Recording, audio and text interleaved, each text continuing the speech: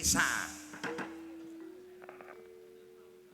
Dasar dina malam minggu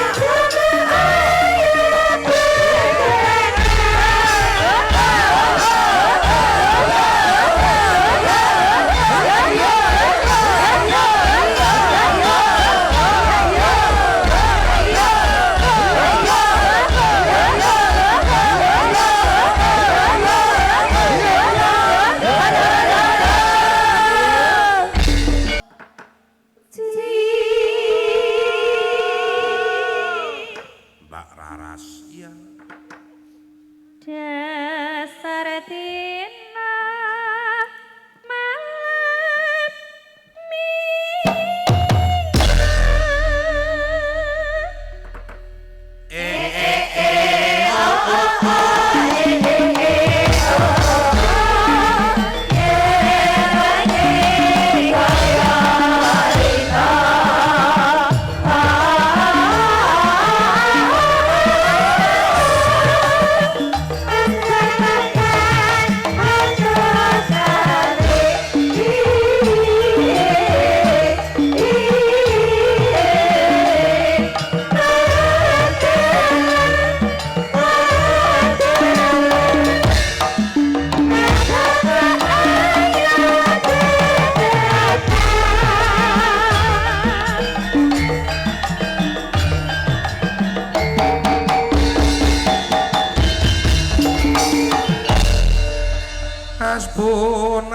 Hasbunallah wa ni'mal wakil.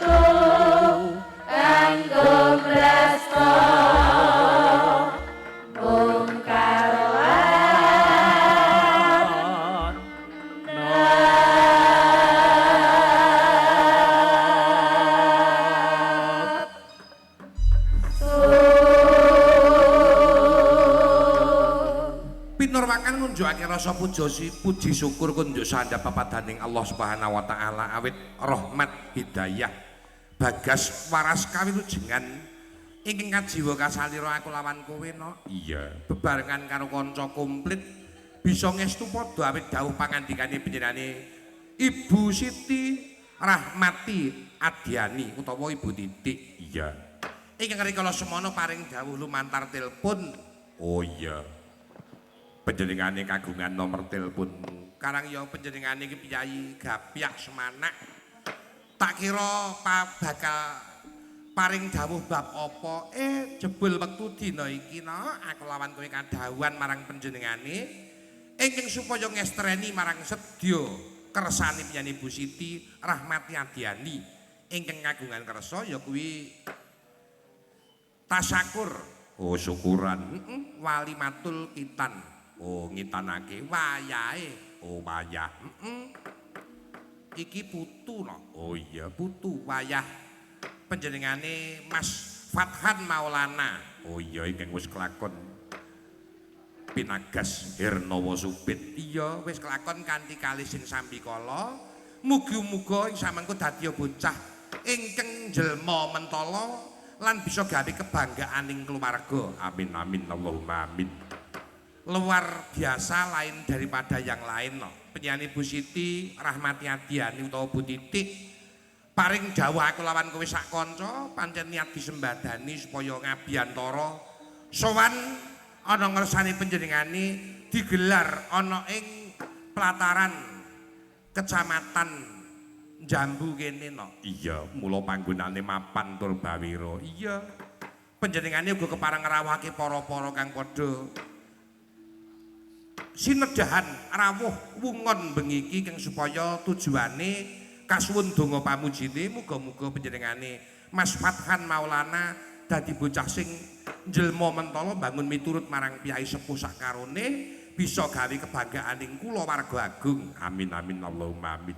Sartane penyanyi Bu Titik utawa Bu Siti Rahmati Adiani ingin tansah jangkung marang para putra wayah apa dene tansah suka tulodo marang para putra wayah buktine supit wae digelarake wayang kulit sing sejatine wayang kulit mono digelar iki ya ming siwijining kulit sing digambar miring nanging jatine iki mawa sanepa filosofi tontonan muga-muga bisa dadi tatanan sing mawa tuntunan no. Ya ngono ya maaf tak kudang Mas Fathan Maulana ing samengko uga bisa netepi kekudanganing para piyai sepuh lan bengi iki no ora tanggung-tanggung aku kelawan kowe sowan mrene Sabtu 31 Januari di akhir bulan Januari 2026. Oh iya ya maaf rawuh mrene sowan mrene sak kanca mongko mengko ya dirawuhake bintang tamu Cak Komet dan Cak Yono saka Bojonegoro. Iya.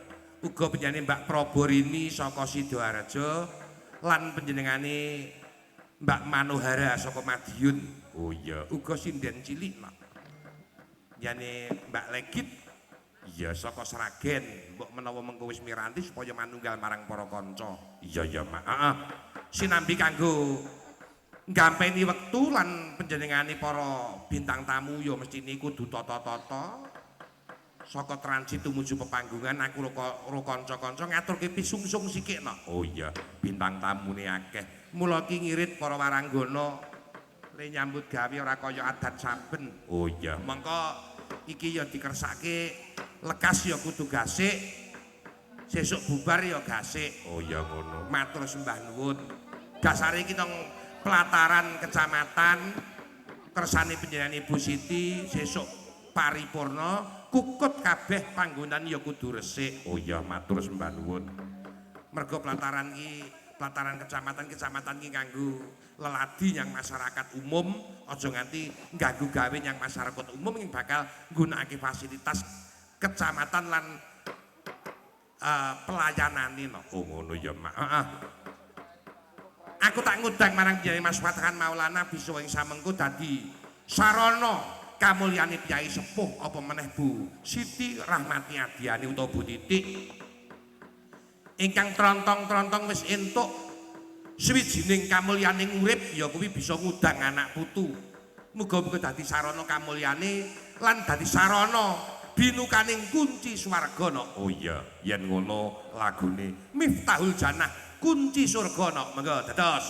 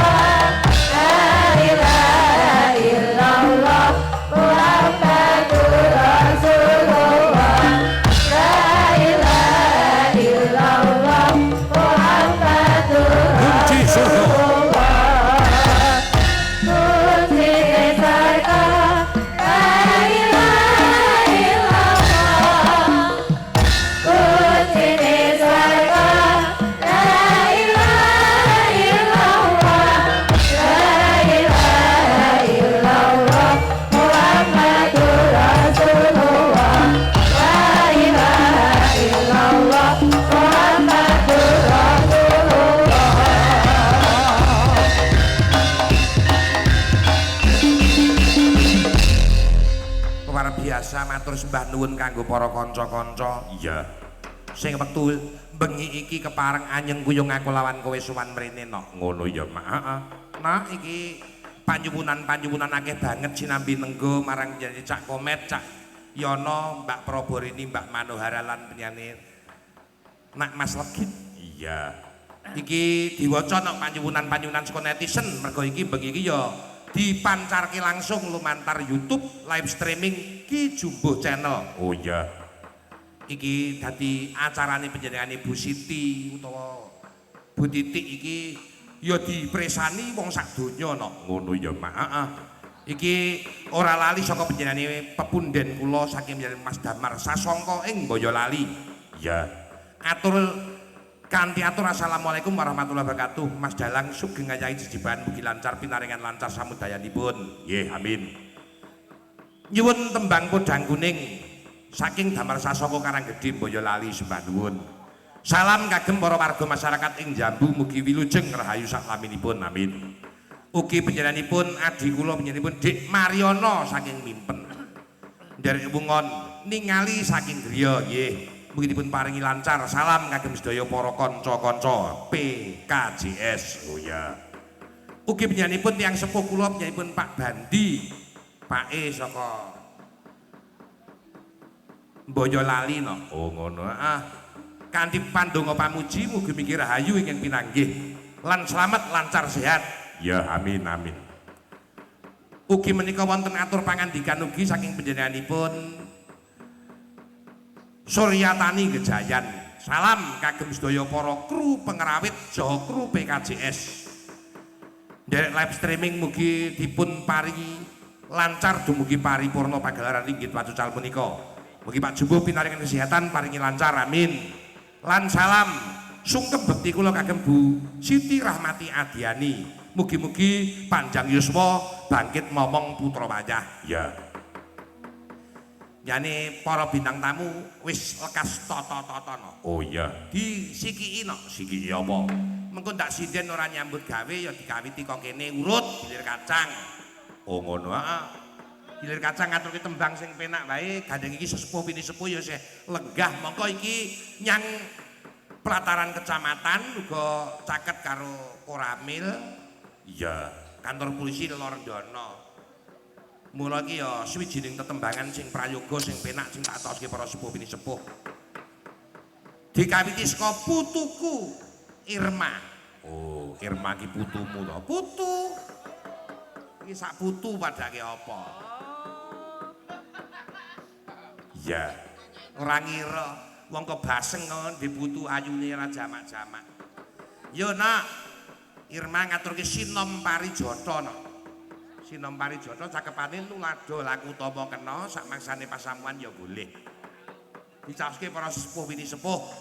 Mengko lebar iki disambung lagu dangdut kanggo miyose panjenengane Cak Komet lan Cak Yono. Oh ngono. Heeh, coba yuk. Nanolino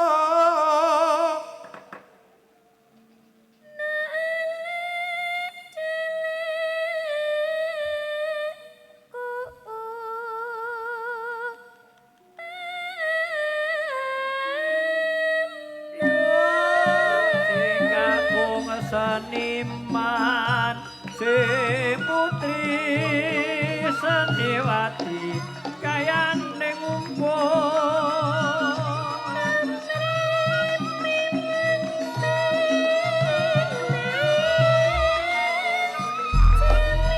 loro telu papat lima anak parine lemu-lemu rakyate ayem tentrem ya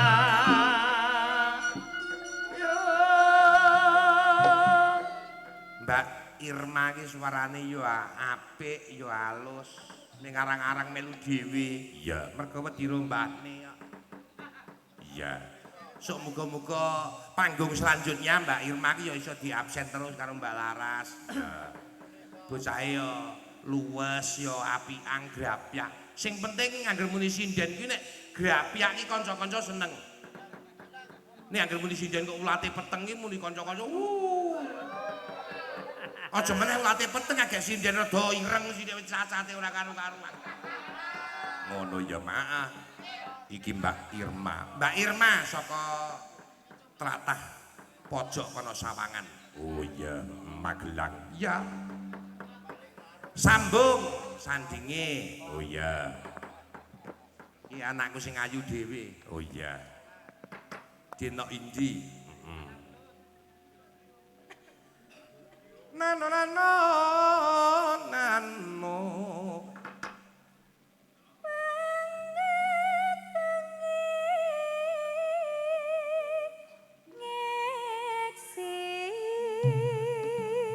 Para suling ngumandang swarane Kitak paling ulon apa setyane kelakon setyane kelakon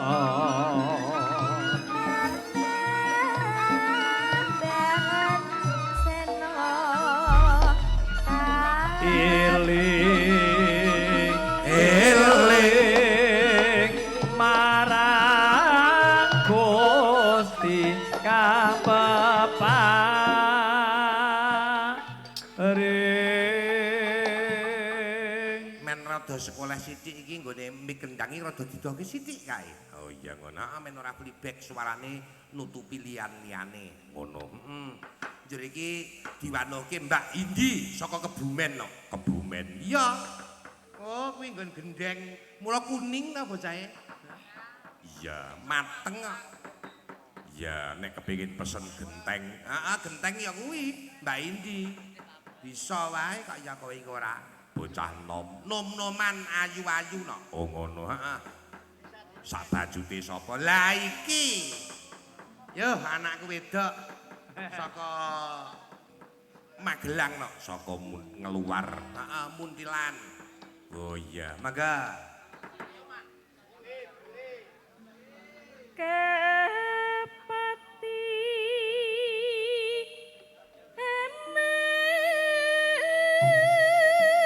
Malam minggu kutha Solo pancen rambe sayur rukun bebarengan gotong royong nyambut gawe ayo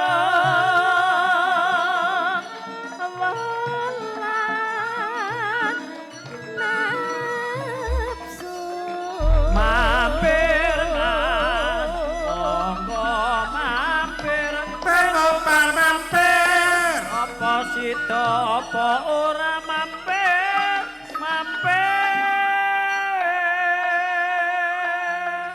Wah, Jan. Angger muni sound sisteme apik kuwi sing gerong iki jan mempenge ora jamak-jamak. Iya ngono.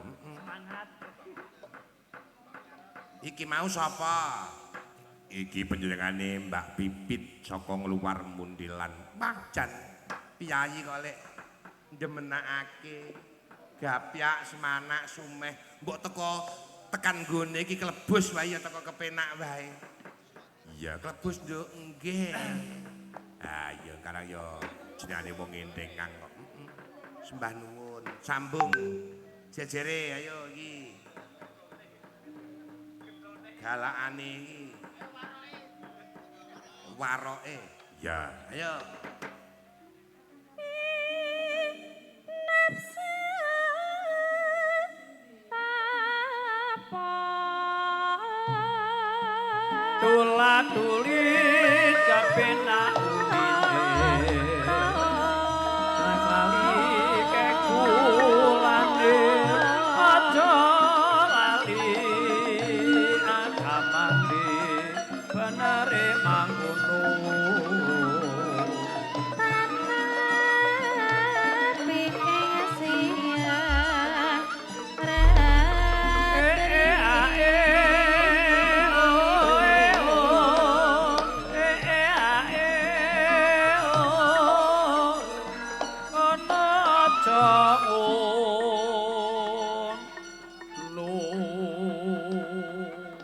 Iki penyanyi Mbak Aken Raraswa Ati. Oh iya. Kuya rena-rene bareng nyambut gawe ro dhewe. iya karang ya brayan bebarengan nyambut gawe. Iki lembut gawe iki disimak karo sedulure dhewe Pak Enanda saka Palimanan Gemolong Sragen lho. Oh ngono iya. Mula ya matur gunging panuwun tanpa pepindhan Pak Kaji Salam ya nyimak, nyimak bakal ngepreng. Oh iya. Sambung sandhingipun monggo panjenenganipun Mbak Risa Ristina pun telasaken. Oh iya, mengko jumenenge Cak Komet karo Cak Yono nganggo iringan apa? Nganggo aja dipleroki. Oh iya iki berarti suwuk. Mengko terus buka tetembangan aja pleroki kanggo jumenenge panjenengane. Oh iya ngono. Monggo pun telasaken no.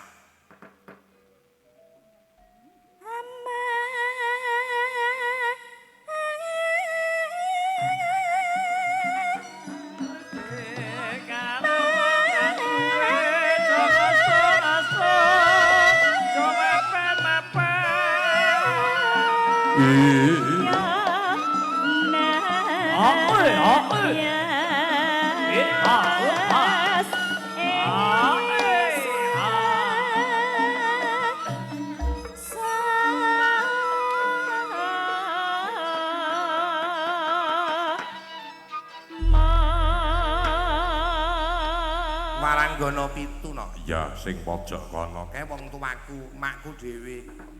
Oh, pepundenmu wong tuamu. Iya, mulane nggo sesepuh, nggo men rada pekoleh.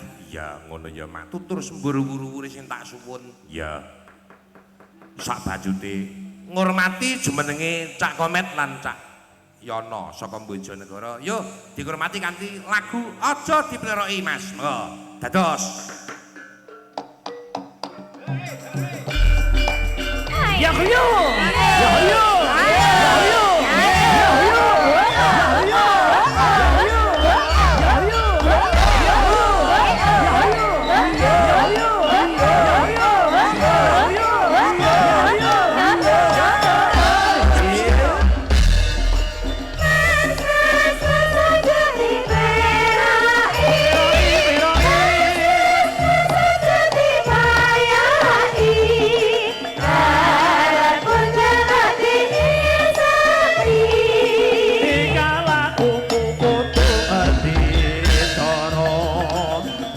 Ditinggal kapribaden katimuran Bekoke kering jalan Mbaya sing eling Bapak iku budaya Ajene bener gandaku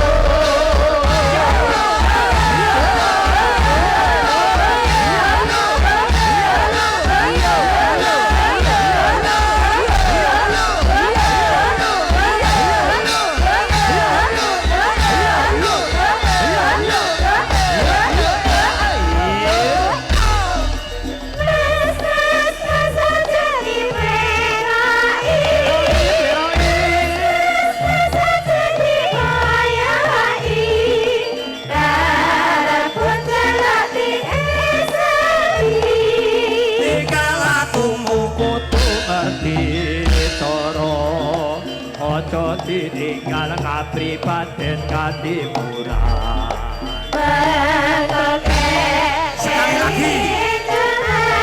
Mbaya sing eling Bapak iku budaya Ajene bener gandaku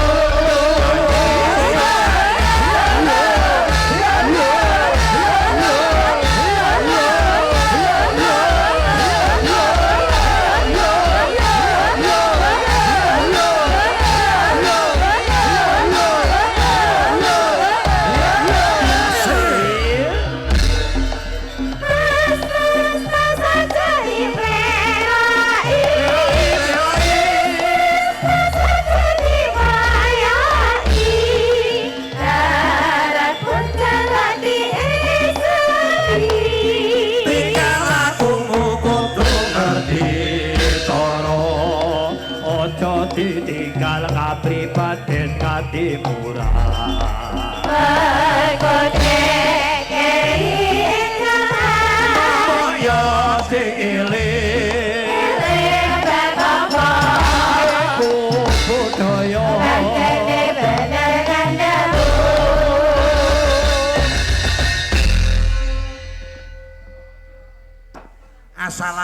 Assalamualaikum warahmatullahi wabarakatuh. Waalaikumsalam warahmatullahi wabarakatuh. Alhamdulillah Cak Yono Cak Komeng. Alhamdulillah. Pinanggih seprono seprene iku cok ming angen-angen tok. Lah nggih. Ming mresani dateng YouTube. Wah, Alhamdulillah. alhamdulillah sakit kelakon ketemu. Lah Niki nggih dalu punika saged panggih teng mriki alhamdulillah seneng sanget kula. Nggih, kowe aku sik apa kowe sik to jane? Kono ya ora apa-apa, kene ya ora apa-apa, penting ora lali. Ora lali piye to? Kono gak kadung ngomong aku lali raja apa. Gak, wis to nek kowe pengen ngomong ya omong sik. Kono sik. Kula riyen apa Cak Komet riyen? Prayoginipun panjenengan rumiyin. Ora Nggih. ngoten lho, aku sik kok lagek kowe. Dadi aku nek wis bosen kowe engko genten ngono lho. Kok bosen piye to lagi ketemu kok. Kaya nek wedokan iki. Nggih, ngaturaken wilujeng dalu nika Pak Jumbo napa Pak Sis nimbaline? Pak Jumbo Siswanto. Oh, Pak Jumbo Nggih. Siswanto. Pak Jumbuh kali Swasana. Tak tapuk lambemu. Kuwi jenenge asma iki Narya Japa. Iya, iya. Jumbo Siswanto kuwi tegese ora ngerti kowe. Sampeyan ngerti ta? Gak. Waduh. Lah nek ora ngerti ya takon. Pripun Lah, kabaripun dangu mboten panggih nika Pak? Alhamdulillah. Pun paringi bagas kewarasan. Amin weh. Sehingga dinten punika dalu punika Nggih. saged sowan teng mriki wonten Kecamatan Jambu. Kecamatan Jambu. iya. Dalu punika weh wayangan sedalu nutuk. Nggih. Dalange dalang kondang. Sindene ya ayu-ayu, yogane jek num-num ketok pantes ngangge blangkon, ngangge surjan jan ketok pantes. Kompake nggih ngoten. Kula nggih Nggih. ngertose teng YouTube riyen. Oh, nggih ngaten. Kula ningali nika pas tahun pira nika, Mas? Tahun lali aku pas usum tikus kae dadi Wah, nyek usum